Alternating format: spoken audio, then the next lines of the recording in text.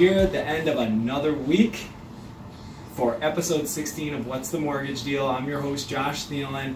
We have a cameo today from the trifecta of the Thielen kids. This is the third one. This is Amris Liam. He might be a little tired right now, but can you say hi, Amris? Say hi. He's such a cutie. And his mom is here to take him off. I just wanted to introduce him to everybody on the show. Say hi. All right, we got a great show here today for you guys. We're going to talk about a topic that is often confused by buyers of the property, and sellers as well. But this show caters mostly to first-time real estate buyers. So again, topic today. Episode 16, What's the Mortgage Deal? Inspections versus appraisals. Okay, we're just going to cover some major highlights of them. You could, again, talk about the differences and describe each for well over 10 minutes. And I try to keep these videos relatively short for you guys. Again, it's more of an auditory training. I try to put some things on the board so you can, if people are better visual learners, you can pause the video, zoom in a little bit. I know it's a little difficult to see. We're working with what we got here. So let's start off with number one objective of both things, of both items here. And this is obviously, again, involved in the purchasing process of a home. And the number one objective of an inspection report is to point out the adverse conditions of a property. Okay, so it's the items that are needed for repair, items that need to be repaired, or that have safety concerns with the property. That's the number one thing that inspector is going into that property. It's his first mentality. It's really the objective of the inspection. It is not to create value. It is not about cosmetic items. It's really about, from a functional standpoint and from a structural standpoint, the condition of that property, okay? Compared to an appraisal, which is used to determine the true market value of the home at that exact point in time. So on an appraisal, what it is typically is the value of the property. Obviously, the end game is to figure out the value, and there are 3 to 5 comparables on that appraisal report, similar in style to your home. So if you have a ranch home, they like to put 3 to 5 ranch style homes on that appraisal. If you have a Dutch colonial, they like to put some sort of colonial type home on the appraisal report. Okay, usually 3 to 5, and they are typically 6 months or sooner as far as age of the sales that they're comparing your home to. Sometimes they'll stretch it out to a year depending on where you are in your territory, where the home is you're purchasing. Again, it's to determine the actual value of the property, and we'll get into a little more detail. The cost is on an inspection is $400 to $550, depending on how many units you have, depending on the size of the property and the certain inspector that you use. The cost of an appraisal is going to be $450 to $850. Okay, again, depending on re-inspection fees and again how many units that property is. Again, we're talking residential homes here, 1 to 4 units. So $400 to $550 and $450 to $850. Again, really like average type numbers, but those are your costs on the two items. Paid by.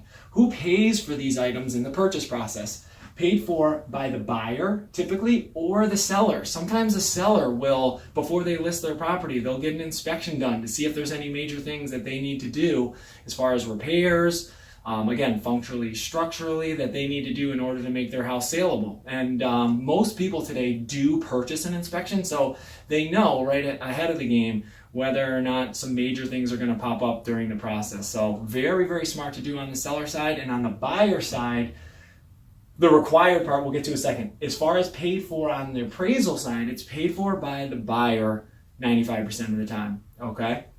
Is it required? It's not required to get an inspection on a property, okay? It isn't. It's not mandatory. The lender doesn't make you. The realtors don't. The mortgage guy, will not say you have to get an inspection on the property.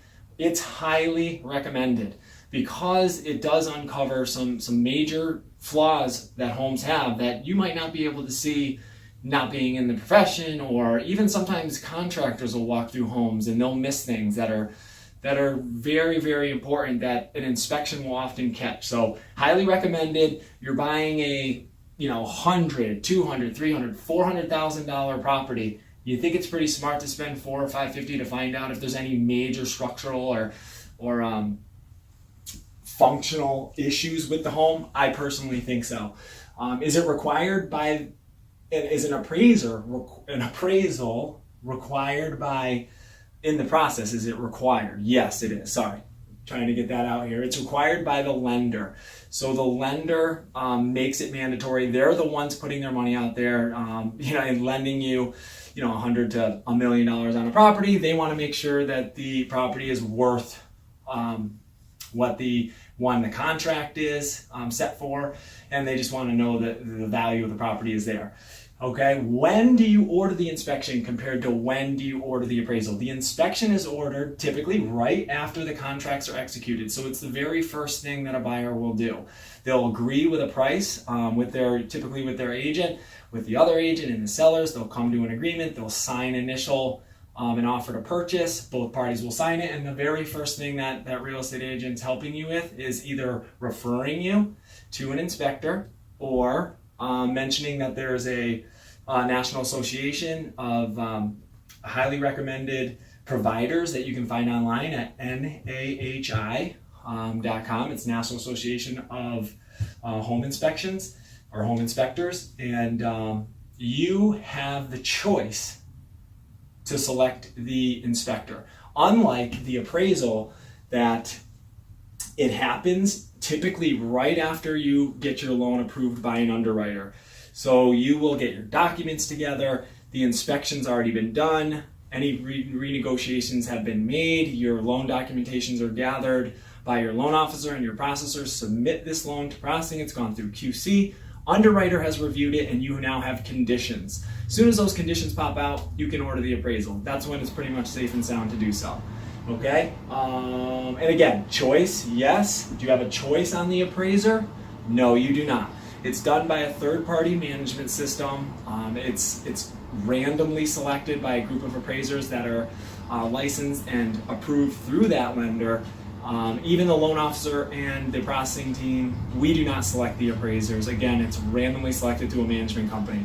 So I hope this helps you a little bit. We could really talk for many, many more minutes about the differences and the details of these two items. They're both very, very important in the purchase process, and a lot of people use the terms interchangeable. They say appraisal when they mean inspection and appraisal. So I thought I would just do a quick video on this. Hope you guys have a great weekend. Thanks for following, and we'll catch you next time. Thank you.